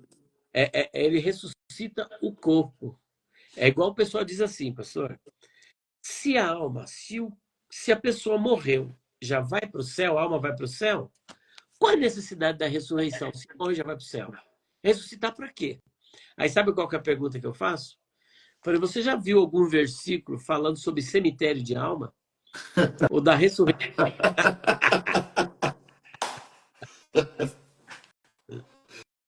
Essa é boa. Não tem Aprendi mais uma. nem ressurreição de alma. O único cemitério de alma que tem, as almas estão todas vivas. Aonde? No inferno. E as vivas? No céu. No paraíso. No paraíso. Não existe inferno. Então, o que é que ressuscita? Não é a alma. O que ressuscita é o corpo. Por isso que é necessária a ressurreição. Porque o corpo está morto, mas ele será ressuscitado. Com certeza. E o corpo ressuscitado será imortal, no caso do justo. Que a Bíblia diz que ele se revestirá da imortalidade. Não é a alma que vai se revestir. Não. A Bíblia se refere ali ao corpo. Ao corpo. E tanto o corpo dos ímpios se revestirá da imortalidade, quanto o corpo dos justos. Lembrando que o corpo dos ímpios é o corpo de vergonha, mas é imortal. Porque vai sofrer no inferno eternamente. Muito boa essa aí, viu? Então, voltando aqui para a escatologia mais direta ao assunto sobre o arrebatamento da igreja, para a gente caminhar, já que a discussão pós-tribulacionista, pré-tribulacionista, tudo é por causa do arrebatamento, que vai servir de carona para alguém. É. E aí, essa discussão discussão que tem sido levantada aí sobre o arrebatamento visível, invisível, o secreto, como eles dizem. Como é que o senhor entende essa questão? Bom, o arrebatamento, em primeiro lugar, a palavra arrebatamento, a palavra não está na Bíblia. Já é secreto. Já para começar. Rapazo, o rapazo, com putz. Então, aí você tem um verbo, mas você não tem o substantivo, o arrebatamento. Ah, sim, sim. Está entendendo? Na perspectiva do verbo harpazo, essa construção. Agora, o fato da palavra não estar na Bíblia não significa que o ensino, a doutrina e o conceito não estejam. Eu costumo ilustrar da seguinte maneira: a palavra milênio está na Bíblia? Não, Não. está a palavra 1000 anos, mas não está Tá. E milênio. qual é o significado de milênio? 1000 anos. Então, se a palavra milênio não está na Bíblia, mas a palavra milênio significa 1000 anos, e 1000 anos está na Bíblia, logo, milênio está na Bíblia. Sim. Da mesma sorte, arrebatamento, o substantivo não está, mas o verbo que forma o substantivo está. Harpazo. Lá em 1 Tessalonicenses, capítulo 4, 17, nós temos o verbo que está na voz passiva, harpagesometá. Seremos arrebatados. Quem arrebata, o que é que ele faz? Um arrebatamento. O que é um arrebatamento? O ato de arrebatar. Jesus irá arrebatar? Sim. Então ele produzirá o arrebatamento. Logo, o conceito está na Bíblia. Tá claro, o assunto está claro na Bíblia. Tá certo? Agora, como será esse arrebatamento? Ele tem alguns aspectos. Primeiro, o arrebatamento é iminente. Traduzindo, ele pode Sim. voltar a qualquer momento. Segundo, o arrebatamento será pré-tribulacional. Em outras palavras, ele ocorrerá antes da grande tribulação, da clipsis megali, ou de outros termos, que são termos intercambiáveis, que nos remete para a mesma construção da clipsis megali, que é a grande tribulação. Por exemplo, no Antigo Testamento, você tem, acho que é tsará em hebraico, que é a agonia, é a angústia de Jacó. Angústia de Jacó. Em Daniel, será tempo de angústia também. Angústia para Jacó e tempo de grande angústia, como nunca houve, desde que houve nação. Se você pega, por exemplo, o Clipsis Megali, será uma tribulação tão grande como nunca houve. Olha só o paralelismo. Quando você vai para Apocalipse, capítulo 3, versículo 10, como guardaste a palavra da minha paciência, eu também te guardarei da hora da tentação que há de vir sobre todo o mundo para provar os habitantes da terra. Então será algo sem paralelo na história da humanidade, algo sui generis, atípico para atingir todo mundo. Então veja que há um paralelo, apesar dos termos serem diferentes, nos leva ao mesmo evento. E o arrebatamento será pré-tribulacional.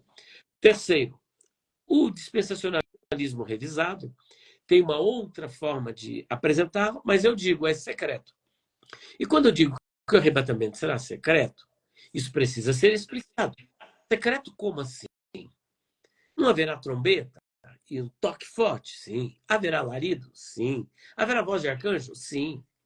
Como pode ser secreto? Ora, esse secreto não significa que é secreto para a igreja. É secreto para o mundo. Porque se você vai para Hebreus capítulo 9, versículo 28, ele será visto apenas por aqueles que o aguardam para a salvação. O mundo não está aguardando. Assim como na época de Noé, ninguém estava aguardando o dilúvio. Ele entrou na arca, entrou com os animais e ninguém percebeu. Até que veio o dilúvio e levou a todos. E Jesus diz, assim será a vinda do Filho do Homem. Então, é secreto para o mundo, mas não é secreto para a igreja. Entendi, pastor. Agora, eles comparam muito o arrebatamento da igreja com a subida de Jesus diante dos discípulos, a subida das duas testemunhas de Apocalipse, entendeu? Então, nesse contexto, existe essa divisão entre os próprios dispensacionalistas, não é? O senhor sabe que não há unidade nessa questão do secreto, que ele segura a iminência. Mas vamos lá explicar essas passagens que o senhor apresentou. Quando Jesus ele ressuscitou, ele foi por quem? Ele o quê? Quando Jesus ressuscitou, ele foi por quem? É porque está cortando, quando o senhor está perguntando, está cortando. Ele foi Quando por quem? Jesus ressuscitou, por quem ele foi visto? Pelos seus. Ele não foi visto por Herodes, não foi visto por Pilatos, não foi visto por César, não foi visto pelas autoridades romanas, não foi revisto por os escribas e fariseus, por nenhum ímpio. Maria Madalena foi a primeira a ver Jesus. E as mulheres, depois e os apóstolos. E ele ficou 40 dias aparecendo aqui na terra. Não há uma só alma viva que tenha visto a ele ressuscitado, a não ser salvo. Depois, quando ele é assunto aos céus, por quem ele foi visto? Por algum ímpio? Só pelos discípulos. Só pelos discípulos. Olha aí. Então, essa argumentação deles é falha. Agora, no período da grande tribulação, as duas testemunhas é a igreja? Não. A igreja já está definida no arrebatamento. Pronto, e nós estamos tratando de arrebatamento da igreja, não de arrebatamento das duas testemunhas. Legal, viu? Mesmo Elias, quando foi arrebatado, a palavra hebraica lá é lakar, que é a mesma que em hebraico é lakar, no grego é harpazo. Ele foi visto subindo para o céu, mas quem viu? Só Eliseu. Pronto. E Eliseu era Enoque, salvo. e Enoque ninguém viu. Pronto. Agora, as duas testemunhas não servem como padrão para definir e para desconstruir o arrebatamento secreto. Não serve. É um Então, caso isolado. É um caso isolado, as duas testemunhas, e fora do contexto do arrebatamento da fora igreja. do contexto do arrebatamento que a igreja já foi, então não dá para aplicar. Então eu vejo, neste caso, o dispensacionalismo revisado como nessa parte está sem base, sem chão. Isso não significa que ele não será percebido, né? O arrebatamento não será percebido. Mas não é mãe que tiver com a criança no colo. Ah, então, depois que ela é arrebatada que a mãe percebe. Sim, sim, é isso que eu estou falando. É porque, é num piscar de olhos, é no momento. Está entendendo? É no momento, é num piscar de olhos, é num átomo. O que as Sim. pessoas vão perceber é o pós, é o day after, é o depois. Então, as consequências do arrebatamento serão percebidas, mas o ato do arrebatamento, porque a questão do arrebatamento secreto é a questão da visão de Jesus, porque não é a questão do arrebatamento em si, mas quem verá Jesus arrebatando a sua igreja. É isso que está em pauta. Sim. Porque o que é que diz o pós-tribulacionista? Eis que é vindo com as nuvens e todo olho ouvirá. Eles entendem que isso é um arrebatamento, mas nesta passagem não existe arrebatamento. Então, se todo olho verá, o que eles querem? Vai ficar descendo aí, né? Com a igreja. Justo. Eles querem dizer o seguinte, que no arrebatamento, todas as pessoas verão Jesus vindo arrebatar. A mãe vai perceber que o filho foi arrebatado, mas ela está vendo Jesus? Não.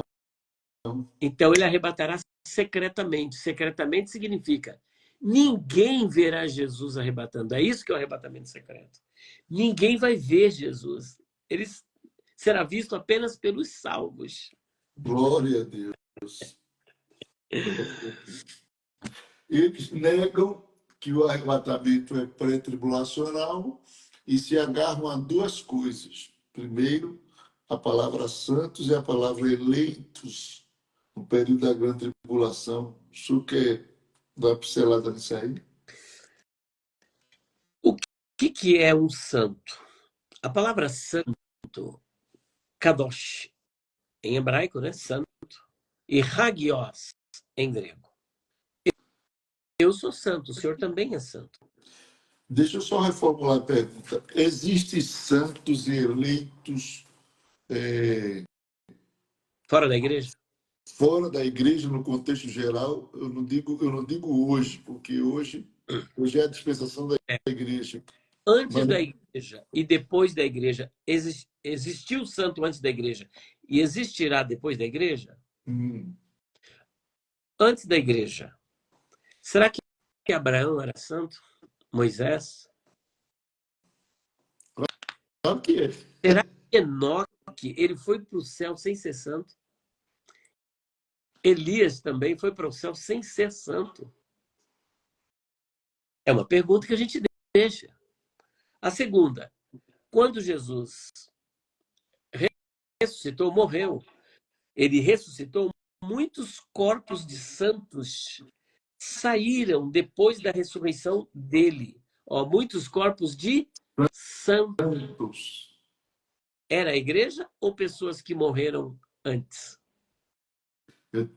Não é para o momento agora, mas outro dia a gente levantar uma live sobre esses santos. Eles ressuscitaram para morrer de novo, eles subiram com Para Cristo. morrer de novo. Para morrer de novo. Mas eles eram santos? A questão aqui é se eles eram santos. A Bíblia diz que sim. E muitos corpos de santos que dormiam. Veja que eles estão ainda na antiga aliança e eram santos. Sim. Segundo ponto. A definição da palavra santo, hagios, significa separado. Todo aquele que é separado para Deus é um santo. Na grande tribulação, haverá pessoas separadas para Deus? Já começa pelos 144 mil. Sim. Selados. Se são selados, separados, já começa por aí. Segundo ponto, todo aquele que no período da grande tribulação se negarem a receber a marca da besta e adorar a besta e a sua imagem, levar o seu sinal, é um santo, porque ele se consagrou para Cristo, ele se santificou, ele se separou para Cristo. E alguns morreram como mártir. Como mártir, santo, que foi separado para Cristo. E as almas dele é vista no céu, mais um texto para a imortalidade da alma, porque é vista a alma lá, o corpo está sepultado de alma. Agora vamos para os eclectos. O fato da palavra não estar é aquilo que nós falamos sobre arrebatamento. Se vamos excluir o eleito porque a palavra não está, vamos excluir também o arrebatamento porque a palavra não está. Vamos excluir milênio porque a palavra não está. Então, tudo é construção teológica. E vamos fazer essa construção teológica. A pessoa que, no período da grande tribulação, recebeu a Cristo como Senhor e Salvador, é santo, foi santificado, separado para Cristo.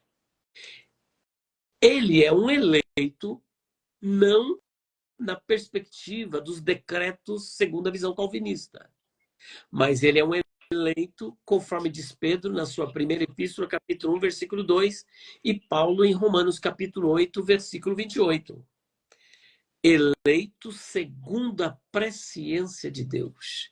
Ele permaneceu firme na sua fé, apesar das ameaças, ele acordou, ele creu, se arrependeu, se santificou, separou para Cristo. É um eleito segundo a presciência de Deus. Eu vejo, pastor, essa questão de eleito seguinte também. Corrija-me se eu estiver errado. Antes, Israel, as promessas de Deus para Israel, nação eleita, agora a dispensação da igreja, judeus e gentios, um povo só. Só que quando a igreja subir, judeus e gentios voltarão a ser como antes, judeus e gentios. Então, judeu e gentio é um povo só, desde que sejam unidos no nome de Cristo. Sim. O judeu que aceita Cristo é a igreja. O gentio que aceita Cristo é a igreja. Agora, o povo de Israel é um povo eleito. Êxodo capítulo 19, versículos 5 e 6. Deuteronômio capítulo 7, versículos 6 e 7. Ainda em Isaías, são várias passagens onde mostra que Israel é eleito. O problema dos nossos irmãos pós-tribulacionistas é que eles acham que não existe salvação após a igreja ser arrebatada. Então, eles tentam negar salvação na grande tribulação porque eles acham que se tiver salvação, então porque é a igreja. Não existe igreja na grande tribulação, a igreja já está no céu. Quem se salva durante a grande tribulação não passa a ser igreja. Todos são salvos em Cristo. Justamente. É. Mas Então, as promessas para a igreja é uma, e para os mártires da grande tribulação e os salvos durante o milênio, tem finalidades diferentes. Então, haverá salvação no período da grande tribulação. E quais as provas? As duas testemunhas estarão pregando. E elas morrem na metade da primeira fase, na primeira fase da grande tribulação, que terão 3 anos e meio. No final dos 3 anos e meio, elas são martirizadas por conta da pregação. Quem se levanta, continua pregando. 3 anjos estarão pregando para a população mundial. E haverá salvação nesse período. Tanto é verdade que Apocalipse capítulo 9, 7, versículo 13 e 14, o ancião pergunta: quem são esses que estão vestidos de branco e de onde vieram? E João diz: Senhor, tu sabes. E ele então responde: estes são, na nossa tradução, os que vieram da grande tribulação. Mas no grego nós temos ali o verbo erhomai, que ele é um particípio presente. O verbo grego no particípio presente dá a ideia de continuidade. Logo ali, não é os que vieram, mas os que estão vindo da grande tribulação. Se estão vindo da grande tribulação, é porque está sendo salvo e sendo levado para o céu. Maravilha, pastor? Top, pastor. Muito bom. Eu vou... Tem muitos irmãos perguntando aqui, fazendo algumas perguntas. O senhor quer abrir espaço para eles para responder algumas perguntas? Quero. Agora, o senhor permite, eu tenho aqui alguns livros, eu posso anunciar? Pode, sim. E que, inclusive, eu quero levar, eu vou levar pouco, porque não dá, vai dar para levar uns 5 kits só. Se alguém quiser, já pode pedir agora. Dia 27, 28 e 29 desse mês. Nossa, meu Deus! Perguntas difíceis de responder. Com quem se casou Caim? Onde esteve Jesus? 12 aos 30. Que era espinho na carne de Paulo? Jefté sacrificou sua filha. Quem foi Maria Madalena? De onde veio Deus? Quem criou o mal? Aqui tem mais, sobre batismo com o Espírito Santo. 59 temas, 312 páginas. Pergunta difícil de responder sobre a imortalidade da alma. 480 páginas. Perguntas escatológicas difíceis de responder. 496 páginas. E o nosso dicionário de palavras, expressões, interpretação e curiosidades bíblicas. Tudo isso aqui, olha, de mais de R$ 1.000 e tantos reais por 480. 480 reais. Ai, meu Deus. Só que fora isso aí, a gente tem mais uma promoção. A pessoa que comprar vai receber um curso de hebraico. Ah, que top aí. Esse curso de hebraico, ele acompanha 12 videoaulas, uma Bíblia hebraica em áudio e mais o áudio do livro. Só ele custa 680 o curso completo. Vai levar tudo por 480, tudo isso aqui. E se for no Pix, R$ 420. E aí, como diz lá meu amigo Valdemiro, eu abençoo quem pagar no Pix. Abençoo. 0 operadora 11 9. Subdigita aí que eu deixo fixado aqui. 0 operadora 11 9 4901 6633. E tem outro. 0 operadora 11 9 3279 3001. 0 operadora 11 9 3279 3001. Entre em contato, fala, eu quero o kit. E a gente manda o link. Você pode fazer a compra ou manda a chave Pix e você compra, tá bom? E se comprar dia 27, eu já pode trazer também, né, pastor? Opa, eu já mando, já mando. Agora, por exemplo, se tiver aí encomendas, a gente já manda um caminhão já, viu? Se tiver Amém. muita gente que vai querer, porque não dá para eu levar muito peso. Aí eu teria que mandar por transportadora. Mas, por exemplo, eu mandar 100 kits pela transportadora, eu tenho que ter a certeza de que todos vão levar, senão tem que trazer eles de volta. Aí é É complicado. verdade. Tem que ser. É melhor eles pagarem antes e o senhor já trazer para entregar aqui no dia Gente, do grande hoje, encontro. pela transportadora, ele já recebe antes de eu chegar aí. Ah, que bênção. Deixa eu ver se tem alguma pergunta. Eu queria ver aí para os irmãos pelo menos umas 5 perguntas para o senhor trazer aquela resposta Tá. dentro do assunto. Então, os irmãos que desejam perguntar, podem ficar à vontade agora. Fale agora ou se cale para sempre. Tem muito pós-tribulacionista aí na live? Os que morreram no período da grande tribulação e não negaram a Jesus, esses são eleitos santos? Estão perguntando aqui. Os- O irmão Rafael, o diácono Então, Rafael. aqueles que receberem a Cristo no período da grande tribulação e morrerem por causa da sua fé, esses são os santos. É santo porque recebeu a Cristo, foi separado. É o eleito porque foi eleito segundo a presciência de Deus. O irmão Jorginho pergunta: por que a passagem que a terra dará conta dos mortos? Então, essa é uma figura, não é que a Terra ela é uma pessoa que ela tem consciência. Em outras palavras, o que o Senhor está querendo dizer é que aqueles que estão na sepultura vão ressuscitar. Mas não que a Terra vai dar conta, como se a Terra fosse personificada. O irmão Guimarães está perguntando: haverá salvação na grande tribulação? Nós já respondemos. As duas testemunhas estarão pregando.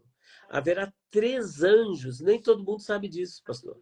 3 anjos pregando no período da grande tribulação. E não ter, Apocalipse. e não ter salvação, Deus mandar um pregador e não ter nada. É. Apocalipse capítulo 14, 6-9. Pastor Elias, diz aqui o irmão André Cristiano: o que seriam os mártires debaixo do altar? Os Então, salvos da grande tribulação. salvos da grande tribulação são os mártires. Desculpe eu passar aqui, porque o senhor já vem repetindo várias vezes essa resposta. Tranquilo. Para um... Não, aqui já estão querendo brincar já. E a passagem. O mar dará os seus mortos também, essa questão do Mesma mar. coisa. A pregação dos anjos se refere ao evangelho eterno. Justamente. 3 anjos estarão pregando aí. Qual a diferença do evangelho eterno com o evangelho do reino e o evangelho da graça? Meu Deus do céu. Ora, existem pessoas que fazem diferença. O evangelho do reino será pregado no milênio. O evangelho da graça é da igreja. O evangelho eterno na grande tribulação. Evangelho, para mim, é boas novas. Tudo é É evangelho. tudo evangelho. O Martins, a salvação na grande tribulação, porque a igreja foi salva, acho que ele está corroborando aqui. E Os outra, outros vão passar se, para se a igreja estará aqui no período da grande o tribulação, Espírito Santo será retirado. ora, se o Espírito Santo fosse esse copo, ou fosse eu, tudo bem. Mas ele é onipresente. Como é que pode tirar alguém que está presente em todos os lugares? Os modos operantes dele que muda um pouco, né, pastor? Justamente. Mas ele continua. Alguém pergunta: veremos o anticristo antes de ser arrebatado ou não chegaremos a ver ele ou veremos antes acerca dele? Eu vou contar uma heresia agora aqui. Eu acredito que a igreja estará aqui junto com o anticristo. Sangue de Jesus tem poder. Não, é verdade, pastor. Eu vou Como explicar. vai estar aqui, pastor? Explique isso aí. Se quiser, ouça primeiro. Olha lá. Depois me excomungue. O senhor entende que o anticristo ele vai surgir do nada, igual Adão? Ou que ele vai nascer? Vai nascer. Mas Ponto. quando a gente estará com ele, os irmãos já pensam que vai estar na grande tribulação. Então. Por isso que eu tenho que explicar. A igreja estará aqui, o anticristo vai nascer e ele vai crescer, ele vai viver, ele vai estudar, ele vai se filiar a um partido político, ele se tornará um grande líder. Só que antes que ele proclame o seu decreto, antes que ele seja manifestado, é o que está lá em 2 Tessalonicenses 2. Ele só será manifestado depois que aquele que o detém for tirado. Então, nós estaremos aqui, mas não saberemos que ele é o anticristo. Ninguém saberá. Só saberá depois que ele for proclamado ou autoproclamado. O irmão Martins está dizendo, se há salvação na grande tribulação, por que a igreja foi salva e os outros vão precisar passar pela tribulação? Justamente porque não receberam a Cristo antes. Se tivesse feito o dever de casa, não precisaria passar. Obrigado de ser crente também nessa igreja.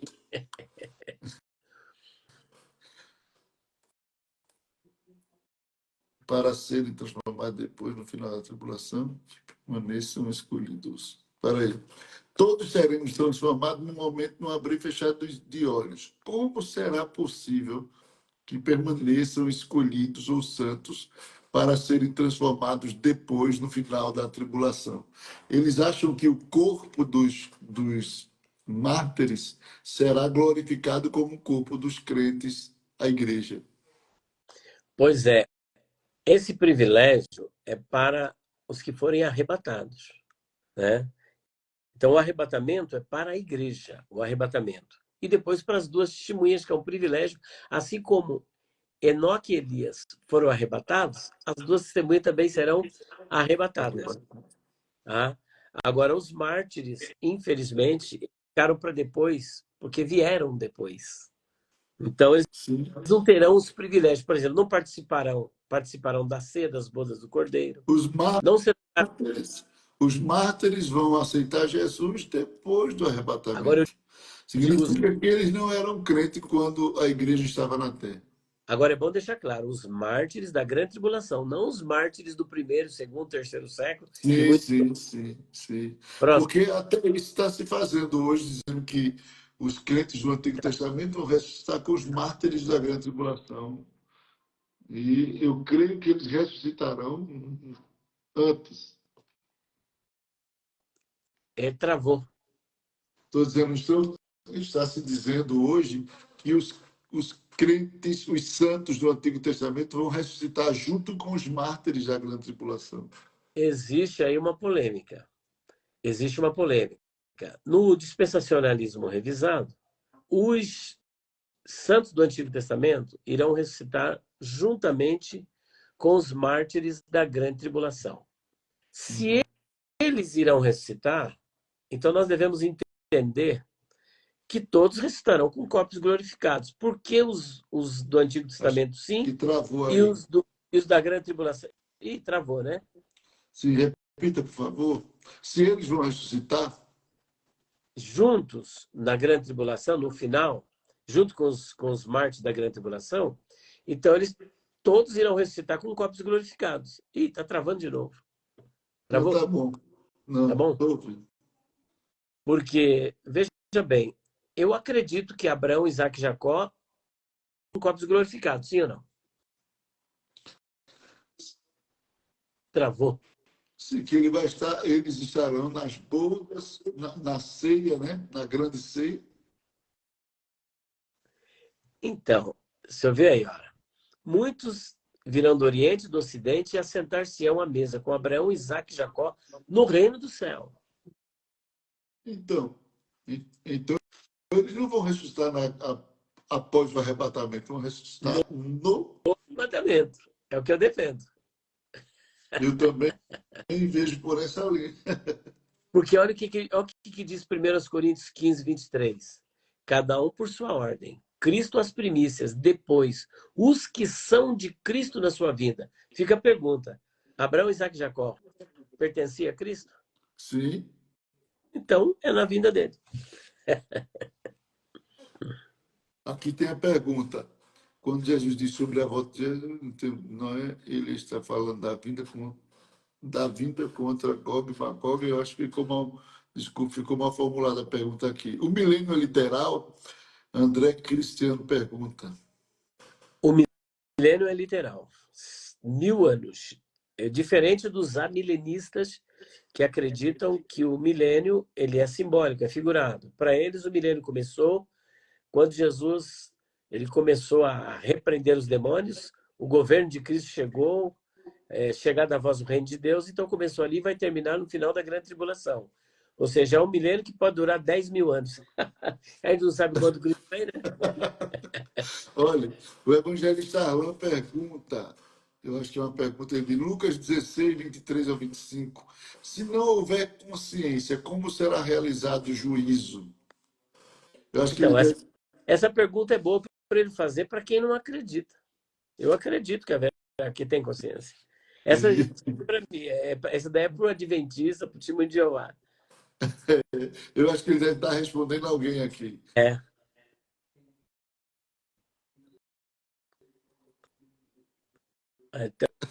Então, o anticristo já nasceu, estamos no fim dos tempos? Não sabemos.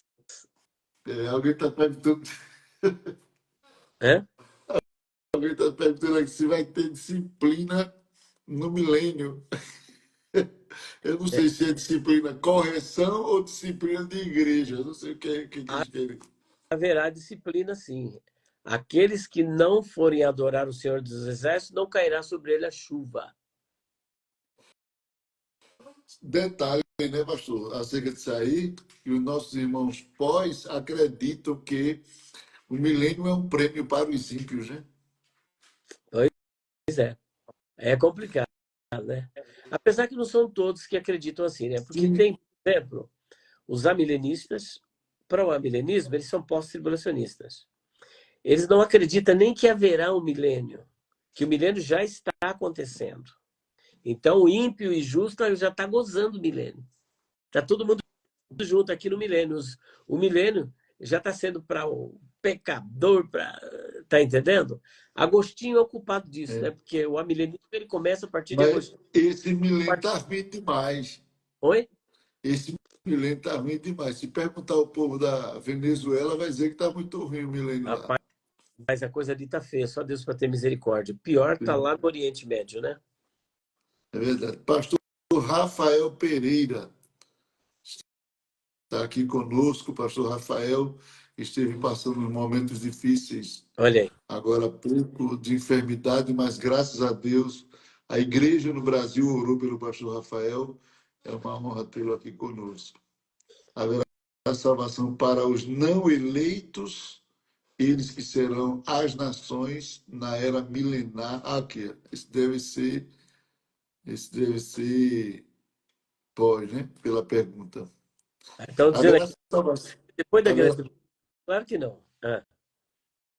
haverá salvação para os não eleitos, eles que serão as nações na era milenar, e a igreja os regirá com vara de ferro. Se eles não são eleitos, se são gentios que se convertem, se entender que os eleitos ali é Israel, e esses não eleitos gentios que se convertem, vai ter salvação se eles se converterem. Veja bem, no final, depois da grande tribulação, nós temos três contagens no livro de Daniel. 1260 dias depois da morte das duas testemunhas, haverá mais 1260 dias. No outro texto de Daniel, capítulo 12, 1290 dias. E no mesmo Daniel, capítulo 12, 1335 dias. No final de 1260 dias, Jesus volta com a igreja. Dos 60 até o 30 e 335, são 75 dias, que a gente vê como um momento, um tempo de preparação do governo de Cristo. Haverá o julgamento de Israel, haverá julgamento das nações, haverá o governo que tem que ser iniciado, a preparação de quem vai governar, o que vai governar. Esses 75 dias é um lapso temporal, é um prazo para toda essa organização, para só depois ocorrer o milênio. Quando é que os mártires ressuscitam? Antes do milênio, mas não exatamente quando Cristo volta. É depois da grande tribulação, mas dentro desse lapso temporal. Entendi. Aqui o pastor Elias tem prazer em ensinar. O irmão Jário Santos está dizendo.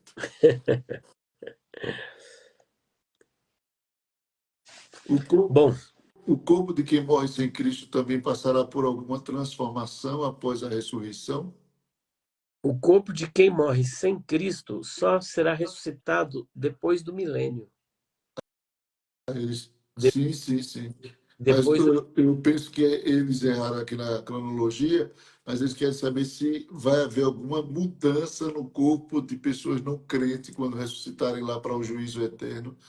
E Daniel disse que será um corpo de vergonha, né, pastor? é importante, apesar de não estar escrito, mas por toda a informação que nós temos nos evangelhos e no Apocalipse, para que essa pessoa possa estar no inferno, onde o fogo não se apaga, a palavra grega ali é abestos, ou seja, fogo inextinguível, para que o juízo, a condenação seja eterna, o tormento seja eterno, ele precisa ter um corpo condizente com essa realidade.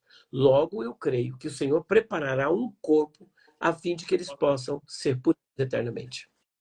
Pastor Rafael está dando uma contribuição aqui sobre o prefixo ek, lá de Apocalipse 3, Hum. 3 e 10. Será guardado da, ele diz aqui, a igreja não será guardada na grande tribulação, mas será guardada da grande tribulação. Será guardada da hora da tentação. Isso, da hora, justamente. É, de fora, de dentro para fora. É, E lembrando, e lembrando que aquela tentação tem tudo a ver com a grande tribulação, porque é uma tentação generalizada, uma tentação global, que há de vir sobre todo mundo. Não é isso, pastor? justamente. A gente pode terminar, acho que daqui mais. É que eu moro aqui num condomínio cheio de casas. E como eu estou falando alto, E eu sei o que é regra de condomínio, é. viu? Eu também estou aqui no condomínio também agora aqui. Nós E aí, vamos agradecer aqui aos irmãos, outro, os irmãos que desejam o material do pastor Elias, podem entrar em contato com o pastor operador Elias. 932793001. Olha aqui, ó. Deixa eu digitar, Mais de mil. deixa eu Oi? digitar aqui, pastor. Vou digitar aqui 0, Operadora 11 11, 93279 279, 3001. 3001. Isso, e tem outro. 94, operadora 11, né? 94901 6633. Deixa eu. Filha? 0 operadora 11 9 3279 3001. É isso, deixa eu fixar aqui para o senhor. Ah, Tá fixado aí já? tá bom. Não. Não, não apareceu aqui para mim, não. Apareceu agora? Agora apareceu. Agora apareceu. Confirmado? É isso aí mesmo? Quem quiser, é só deixar. Eu quero. Pronto, a gente manda para vocês. Pronto. Tá? Lembrando que dia 27, 28 e 29, pastor Elias estará aqui na DCA. Nosso pastor Hélio envia um abraço para o senhor, para toda a família, Muito viu? obrigado. E Amém. Que estamos horas na. trabalho? Que Senhor, horas que começa? o trabalho aqui começa às 18 horas. Viu? Muito bem. 18 horas que a gente vai, como o pastor Hélio sempre diz, a gente vai comer toda a carne, pegar o osso, fazer sopa, só vai mandar o bagaço para São Paulo. Eita, meu Deus do céu. Tá bom, meu querido. Pastor Elias, forte abraço, muito obrigado, viu, pastor? Amém. Que Deus abençoe a vida de todos vocês, todos os irmãos aqui que estão nas lives aqui, YouTube, TikTok, Instagram. Que Deus os abençoe em nome de Jesus. Muito obrigado, meu querido pastor. Elmir Ribeiro. Ribeiro é sobrenome judeu. É, é sim. Deus abençoe. Obrigado, pastor. Um abraço para o senhor e a família, viu? Amém. Querido, Deus abençoe. Fique à vontade se quiser sair, viu? Amém. Eu vou só despedir aqui. Tá bom.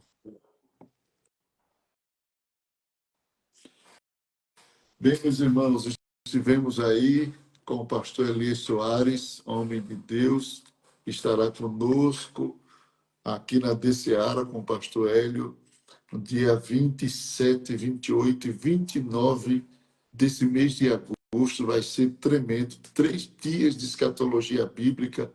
Pastor é uma referência, pastor Elias Soares é uma referência em escatologia no Brasil. Então, eu já quero deixar aqui sob aviso para você montar sua caravana, você que gosta de escatologia, você que gosta de Bíblia pura, para não perder este grande evento que será promovido, realizado pela Igreja ADCA. Forte abraço. Obrigado, pastor Rafael, pastor Arlan, todos os pastores que passaram aqui. Espero poder ter contribuído com a vossa vida mais uma vez, essa contribuição juntamente com o pastor Elias. Forte abraço.